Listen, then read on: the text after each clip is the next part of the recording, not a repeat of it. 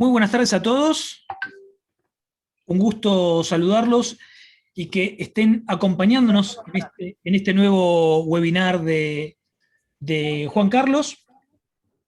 Mi nombre es Guillermo, para aquellos que no me conocen.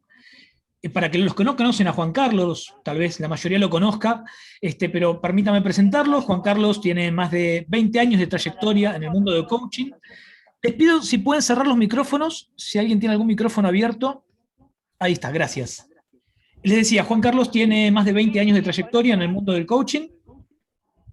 Él es autor de varios libros, el último de ellos llamado Líderes Despiertos, lo pueden encontrar hoy en cualquier librería, ha sido muy difundido.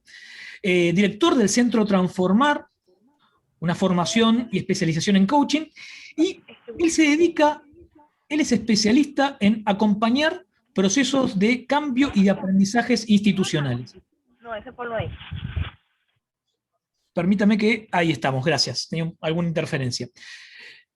Juan se especializa en acompañar a instituciones y empresas en procesos de aprendizaje, en procesos de cambio. Muy vinculado a la charla de hoy, por supuesto, que son los desafíos post-pandemia. En este nuevo mundo, después de una cuarentena, después de un evento que ha frenado, ha cambiado todas las reglas del mundo, uno puede preguntarse cómo seguimos, qué tenemos que aprender. Las empresas, ¿qué tienen que aprender nosotros? ¿Cómo tenemos que reinventar nuestra identidad? Hoy la charla precisamente va a tratar sobre eso, sobre qué pasa en el mundo post-pandemia, cuáles son los desafíos que nos propone. Dicho esto, Juan, te doy la palabra, te pido que te abras cámara y quedamos contigo. Gracias, Guillermo, muy amable por la presentación. Un placer poder encontrarnos y conversar un poco sobre estos temas. Bueno, les cuento que yo tenía la intención de compartir hoy 4 provocaciones, o sea, 4 ideas o 4 perspectivas para pensar la pospandemia en nuestras empresas. Voy a tratar 4 temas. Arrancamos por el relacionado con la importancia de leer el mundo y anticipar. Y me explico. Por alguna razón, todavía estamos muy apegados a la idea de que podemos controlar lo que ocurre, que podemos controlar nuestras empresas, nuestra vida, nuestra cotidianeidad, y predecir lo que va a pasar. Pero lo cierto es que no lo logramos casi nunca. Y son los cisnes negros, estos famosos eventos imprevisibles y de alto impacto, los que más signan el curso de la historia y los que menos solemos tener la capacidad de predecir. O sea, estamos en un mundo de altísima incertidumbre y es una ilusión pretender saber lo que va a pasar, incluso la semana que viene. Pero lo que sí podemos hacer es anticipar el futuro, porque ese futuro habita en las conversaciones del presente, habita en las conversaciones que hoy se están sosteniendo en ciertos espacios relevantes. Entonces, cuando hablamos de anticipar, nos referimos a esta capacidad de sintonizar con conversaciones relevantes. Por ejemplo, podemos sintonizar con las inquietudes que emergen en distintos dominios. Ejemplo, la conversación que está ocurriendo por estos días en relación al cambio climático. También podríamos sintonizar con prácticas emergentes, prácticas nuevas, formas nuevas de hacer cosas que tenemos los humanos. Por ejemplo, la utilización de las criptomonedas y ver qué está ocurriendo en esos espacios y anticipar posibilidades. Entonces, ¿cómo podemos anticipar espacios de posibilidades para nuestras empresas, para las empresas? Bueno, por un lado, hay algunos autores muy relevantes, por ejemplo, Tony Seba, que está conversando acerca de este tema. Él dice que en los próximos menos de 10 años, casi les diría 5 años, se atisba una disrupción masiva que impactaría en las 5 grandes industrias que definen el curso de la economía mundial. Y él lo que dice es que por las tecnologías que ya están digamos, funcionando, que ya están disponibles, va a haber un abaratamiento masivo de la producción y que eso podría dar lugar a un abaratamiento total de los productos y ir hacia una economía mucho más accesible para la mayoría. Por ejemplo, él dice, lo que se va a globalizar más es la creación, el diseño, las conversaciones, la colaboración, pero hay una tendencia a que la producción vuelva a ser local, vuelva a desarrollarse a nivel más de áreas, de ciudades, de regiones pequeñas.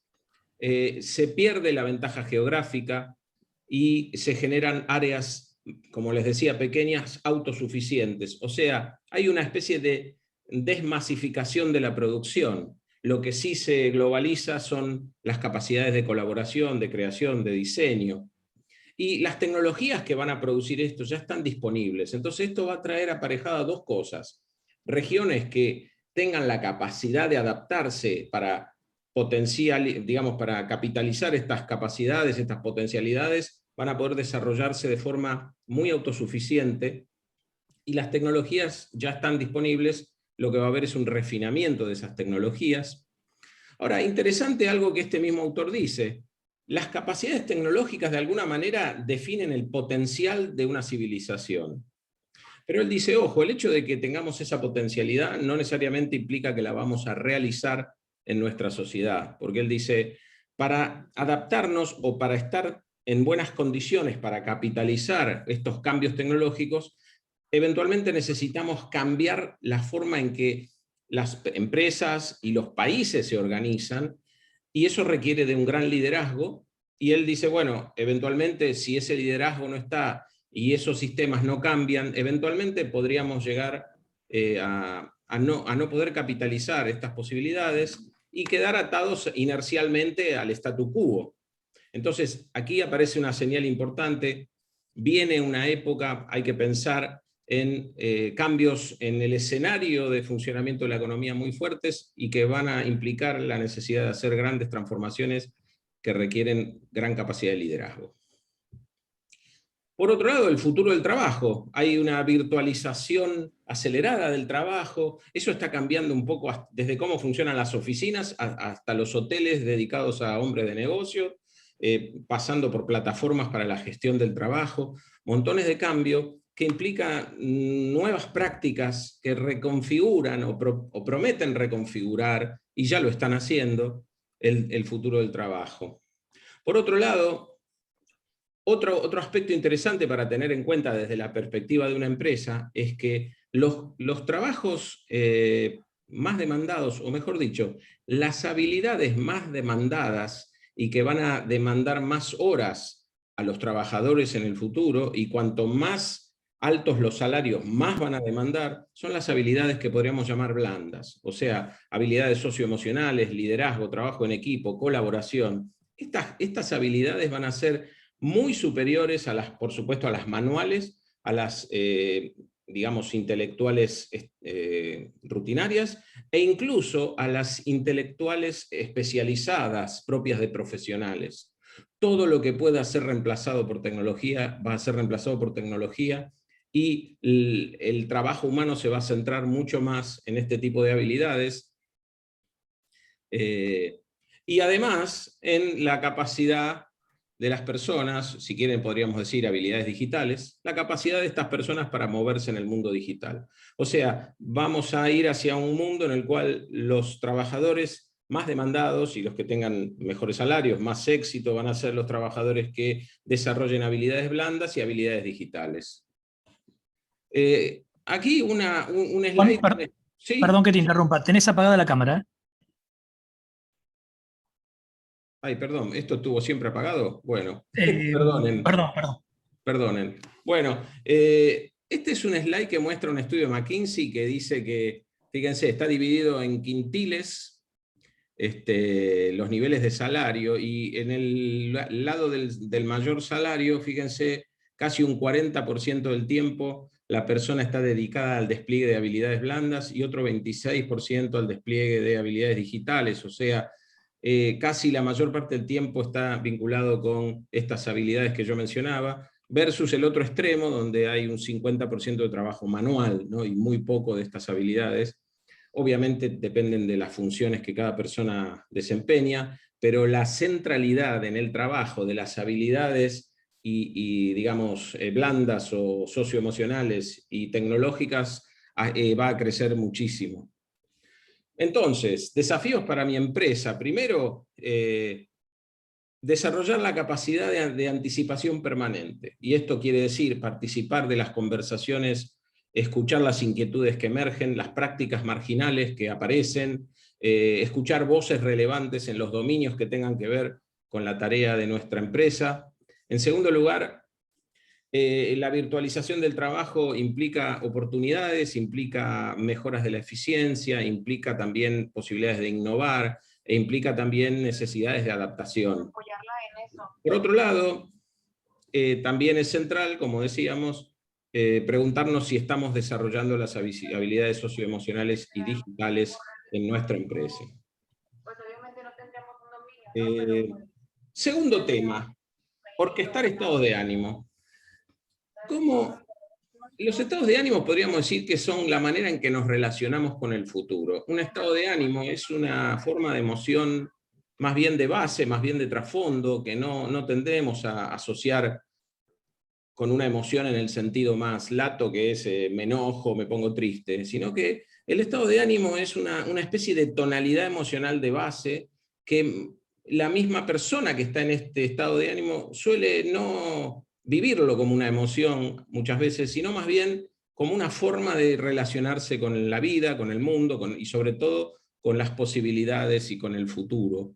Entonces, detrás de todo estado de ánimo hay una suerte de valoración acerca del mundo, acerca de las posibilidades, acerca del futuro, y obviamente va a ser una valoración positiva o negativa en función de si considero que me permite cuidar lo que me importa o no me permite cuidarlo, ¿no? Por ejemplo, un estado de ánimo de ambición va a tener una valoración automática que dice algo así como veo muchas posibilidades para mí, o hay muchas posibilidades de las cuales puedo hacerme cargo, o puedo construir ahora, y entonces lo que me importa cuidar, lo que me resulta relevante, lo considero posible. Entonces es un estado de ánimo que posibilita que cuando la persona mira hacia el futuro, ve un horizonte interesante, un horizonte atractivo, un horizonte de posibilidades. Para profundizar un poquito en los estados de ánimo, podríamos decir que obviamente los estados de ánimo no los elegimos, no los controlamos, los estados de ánimo ya están ocurriendo en todo momento. Una forma de verlo es entender la temporalidad en el fenómeno humano. Los seres humanos somos seres que estamos arrojados en el mundo, en el presente y hacia el futuro. Y en esa encrucijada del tiempo, podríamos decir, el pasado aparece en nosotros, el pasado aparece como nuestras predisposiciones culturales. El presente aparece como nuestros compromisos, nuestras acciones, nuestras insatisfacciones, nuestros roles en la sociedad, etcétera, todo lo que tiene que ver con la coordinación de acciones. Y el futuro aparece como nuestra forma de ver las posibilidades. Y obviamente nuestras predisposiciones históricas incluyen los estados de ánimo, porque los estados de ánimo son formas emocionales que son muy contagiosas, ¿no? Las personas tienen estados de ánimo, pero en general los grupos tienen un estado de ánimo dominante. Entonces, no sé, los países tienen un estado de ánimo, las profesiones, y ni que decirlo, las empresas. Y por eso a veces cuando estamos participando de distintas organizaciones o empresas simultáneamente, podemos ver estados de ánimo dominantes que son diferentes. Entonces, las posibilidades que a lo mejor decimos que ve una empresa, cuando voy a la de al lado, no ve esas mismas posibilidades, e incluso podríamos decir esto, lo que pasa en la otra empresa, en esta no pasaría ni en 1.000.000 de años, ¿no? O sea que los estados de ánimo tienen una raíz también que heredamos de nuestra tradición, y desde esa tradición nos lanzamos al futuro y a sus posibilidades. Claro, muchas veces los estados de ánimo dominantes no son los estados de ánimo más poderosos. Puedo estar en un espacio donde lo que predomina sea la resignación, por ejemplo, o el resentimiento, con lo cual voy a verme en dificultades para movilizar la acción, voy a verme en dificultades para concretar los sueños que tenga, los objetivos, y esto vale a todo nivel, no solo para empresas. Entonces, ¿Cómo podemos orquestar estados de ánimo? Y estos son, como les decía al principio, simples provocaciones para disparar ideas y reflexiones. Bueno, solemos ser expertos en diagnosticar, en caracterizar, en comparar, en desarrollar contraejemplos y todo ese tipo de cosas. Está bueno un poquito de eso, pero la verdad es que dedicar mucha conversación a diagnosticar problemas no nos va a ayudar a desarrollar ni buenos estados de ánimo ni recursos para la acción, ¿no? Entonces, menos diagnóstico de problemas y más conversaciones de posibilidades es fundamental en un equipo, en una organización.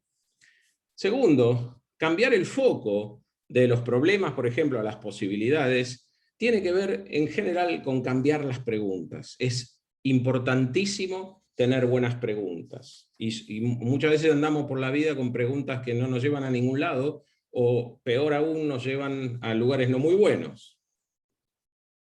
Por último, quería también señalar que es importante ampliar el alcance de nuestras conversaciones y muchas veces poder abrir redes mayores, incluso redes que nos saquen del aislamiento de nuestra propia empresa, se vuelve fundamental. Apropiarse del futuro es, en gran medida, primero, participar en conversaciones más grandes.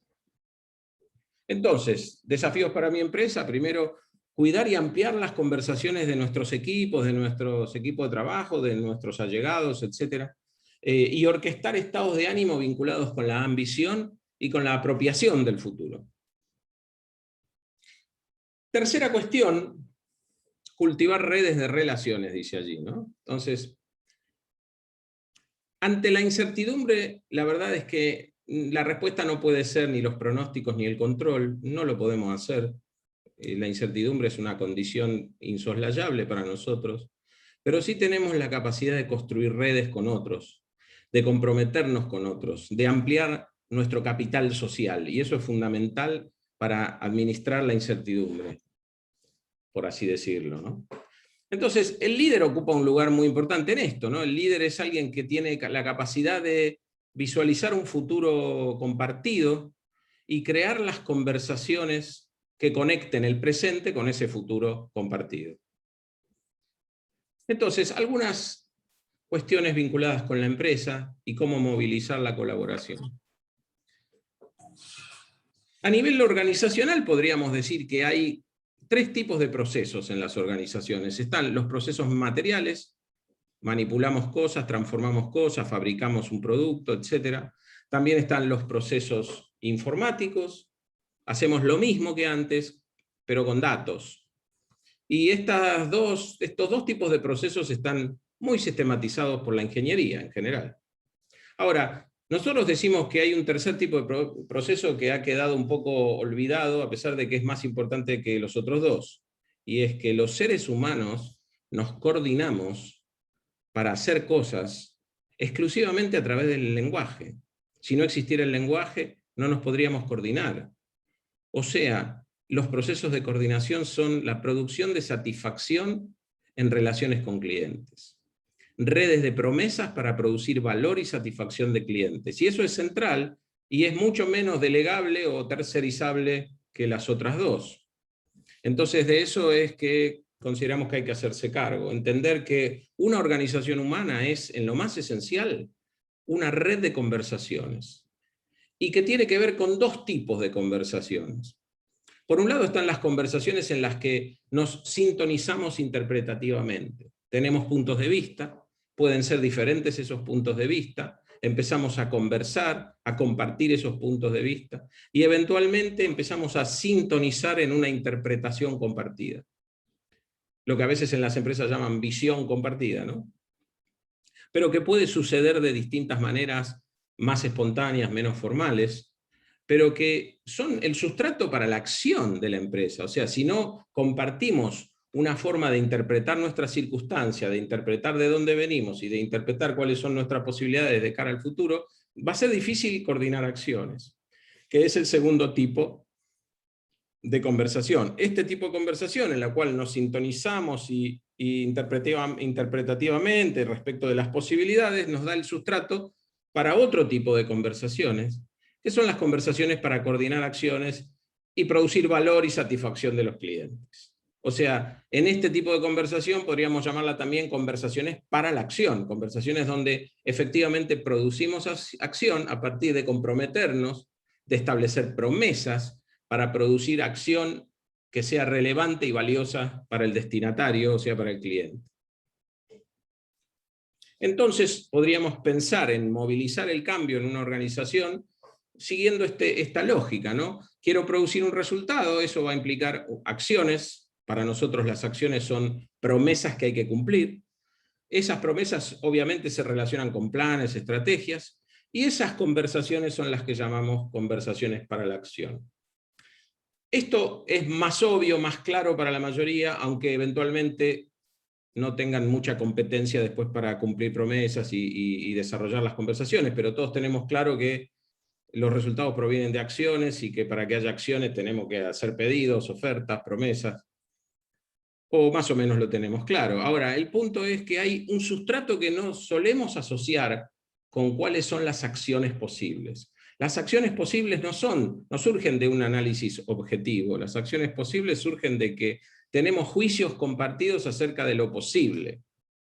Por eso distintas empresas tienen distintos juicios y hacen cosas que la otra empresa no haría nunca porque consideraría una ridiculez o un imposible. Entonces nuestras posibilidades, nuestra forma de ver las posibilidades es lo que da sustrato a las acciones. Y a su vez, esas posibilidades que vemos están muy asociadas con lo que mencionábamos antes. Nuestras disposiciones, nuestros estados anímicos dominantes modulan ese universo de posibilidades que vemos. Y a su vez, por último, esas disposiciones suelen estar también moduladas por la red de relaciones de la que participamos, por la red de relaciones con otros en las que alineamos compromisos, creamos confianza, cultivamos interpretaciones compartidas. Y a esto lo llamamos nosotros conversaciones para posibilidades. Entonces, cosas para seguir pensando desde el punto de vista empresarial. Primero, ampliar las redes de relaciones y el cultivo de posibilidades nuevamente. Y segundo, poner la satisfacción del cliente al centro de los procesos de coordinación. Una limitante que tienen muchos procesos ingenieriles es que ponen al centro los procedimientos, las tareas, y se pierde de vista el cliente y sus juicios. Entonces, yo puedo estar haciendo todo de acuerdo a muy lindos procedimientos que diseñé y mis clientes están insatisfechos, mi negocio no va a funcionar bien. Es descubrir que mi negocio tiene que ver con generar una red de conversaciones con centro en el cliente, sus inquietudes y la satisfacción, y escuchar y lograr escuchar esos juicios de satisfacción de los clientes. Por último, tenemos que ver cómo nos convertimos en una oferta relevante en la pospandemia. Y yo digo, eso depende de otra destreza fundamental, que es la capacidad de escuchar el futuro al que se lanzan los clientes. Aquí no alcanza es con escuchar necesidades. De hecho, escuchar necesidades de los clientes está muy bien para los negocios que ya tengo, para las tareas que ya tengo. Ahora, de alguna manera, escuchar necesidades solamente casi que me garantiza no poder hacer nada nuevo, casi que me garantiza no poder innovar. ¿Por qué? Bueno, lo explica muy bien Henry Ford en esta frase. Fíjense, si le hubiera preguntado a los clientes qué necesitaban, me hubiera dedicado a criar caballos más rápidos. Ahora, no es que Henry Ford inventó una locura cualquiera y se la impuso a las personas, sino que se hizo cargo de una inquietud muy relevante de las personas en esa época, que era cómo trasladarse, el transporte, ¿no? Y cómo trasladarse físicamente, cómo trasladar mercancías, cómo trasladar correo postal, que en esa época era la forma de comunicación. O sea, el transporte estaba indisolublemente vinculado con la comunicación. También tenemos que empezar a darnos cuenta de que la innovación surge de los espacios en los que los clientes no piden, de los espacios en los que los clientes están resignados. Entonces, empezar a sintonizar con la resignación y lo limitante en la vida de los clientes es la materia prima fundamental para la innovación. Entonces, por último, algunas ideas para potenciar la oferta empresarial. Para nosotros, yo opino que la mejor manera de producir innovación, de crear nuevo valor en la organización, es a partir de construir poderosas redes de colaboración, un poco a la manera de esa pirámide o de ese triángulo que les mostraba. Y tengo algún dato interesante en este sentido. Fíjense, esto es un estudio que ya tiene varios años, pero que se confirma bastante, y es, si comparamos distintas iniciativas de innovación en empresas, vamos a ver que hay iniciativas que se basan en estas ideas. Por ejemplo, la innovación depende de tener un genio, un tipo muy talentoso, o un tipo muy creativo, o un gran estratega, o tener una buena teoría de cómo se innova y procesos de gestión para innovar. Bueno, en esos estudios dice que el 4% de las iniciativas de innovación basadas en esta perspectiva resultan exitosas en promedio. Sin embargo, fíjense qué interesante, si partimos de una idea de que la innovación surge de repetir una y otra vez intentos de innovar en comunidades con otros, o sea, grupos que están juntos colaborando para innovar y que además se dedican a eso y a lo largo del tiempo van teniendo distintas experiencias de innovación, allí las iniciativas pasan a ser exitosas en un 50%. Entonces es interesante ver cómo, de alguna manera, la capacidad de crear valor de una organización tiene que ver con la capacidad que tenga esa organización de activar la capacidad de colaborar, de activar las redes de conversaciones para colaborar. Entonces, por último, desafíos para mi empresa: desarrollar sensibilidad y habilidad para sintonizar con el futuro a los que mis clientes van, con sus inquietudes, con lo que quieren lograr.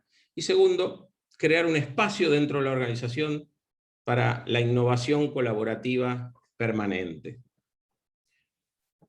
Bueno, me dieron ganas de poner un slide que sea como una especie de síntesis de todo esto que les quería compartir, como los 3 puntos para un entrenamiento empresarial para el horizonte de la pospandemia, asociado con una enorme incertidumbre, con enormes posibilidades también de reconfigurar poder y de innovar.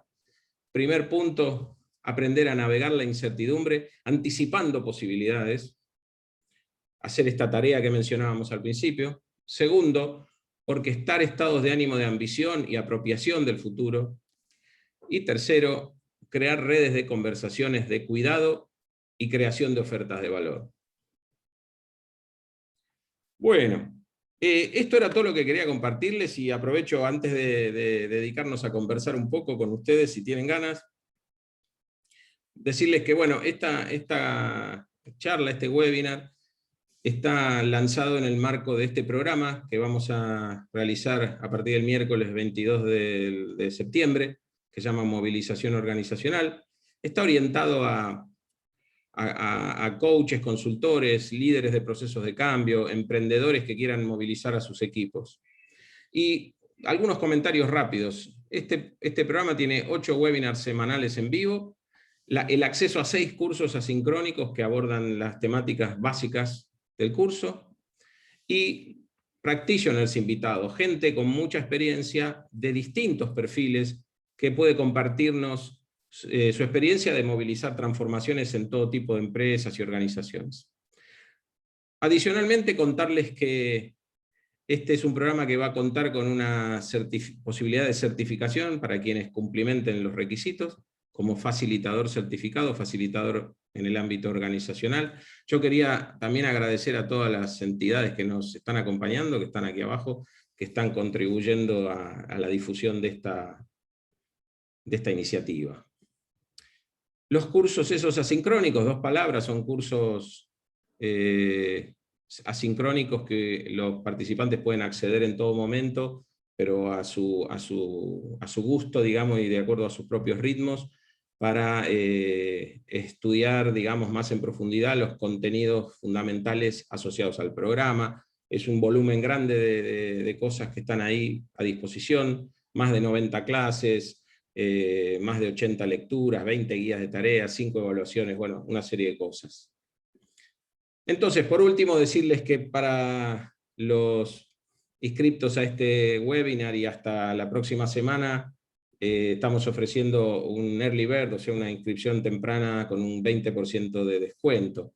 Y aquí termina mi labor de chivo publicitario, y les agradezco mucho. Los invito a visitar www.jutacelucas.com.ar por cualquier cosa que quieran profundizar de lo que hacemos.